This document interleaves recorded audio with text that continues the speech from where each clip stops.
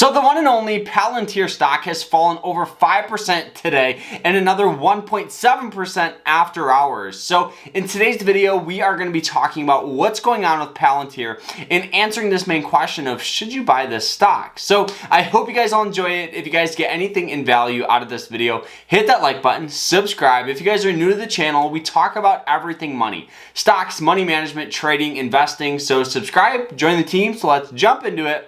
Let's go. So like I said, as of today, Palantir has fallen 5%, another 1% after hours, and in the past 5 days, it's down well over 11% in value. So what on earth is going on? And the craziest thing is a couple of days ago, the one and only Dan Ives, who is a legendary Wall Street analyst, gave Palantir a major upgrade, causing a whole bunch of buying pressure to enter the stock, causing the stock to squeeze up well over 20% in value in a single day.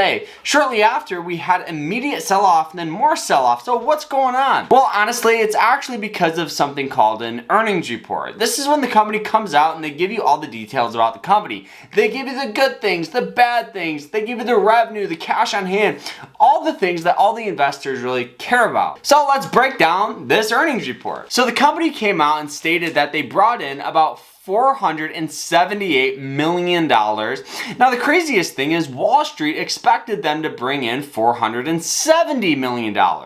Anytime you have a beat revenue, that's always a good thing, right? So why did the stock sell off? So it's actually because of something called the earnings per share. This is also known as the EPS. So they were expected to bring in 0.02, but they only brought in 0.01. Anytime you have a missed revenue, missed earnings, this is going to cause panic. This is going to cause people to freak out, investors and analysts to freak out and want to sell their shares. Why would you want to invest in a company that's decreasing or selling off or missing out on earnings?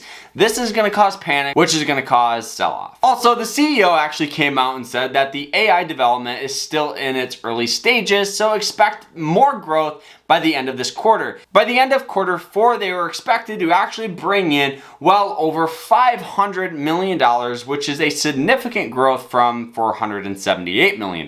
But a couple of analysts are actually a little nervous about this because compared to other companies that are heavily invested into AI like Microsoft, Google, that honestly Palantir's growth, the revenue growth is in its low teens comparing to other companies like Microsoft, which is pushing well over 20%.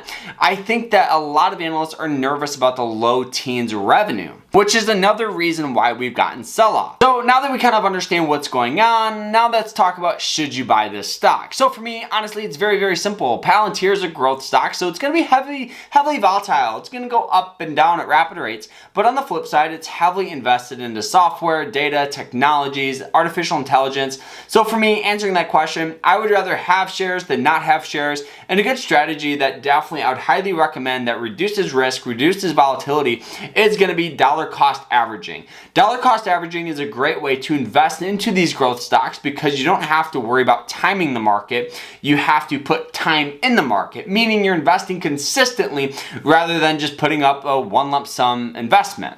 The beauty of this is as the stock sells off, you're averaging down that price. So once it recovers, you make a lot more money.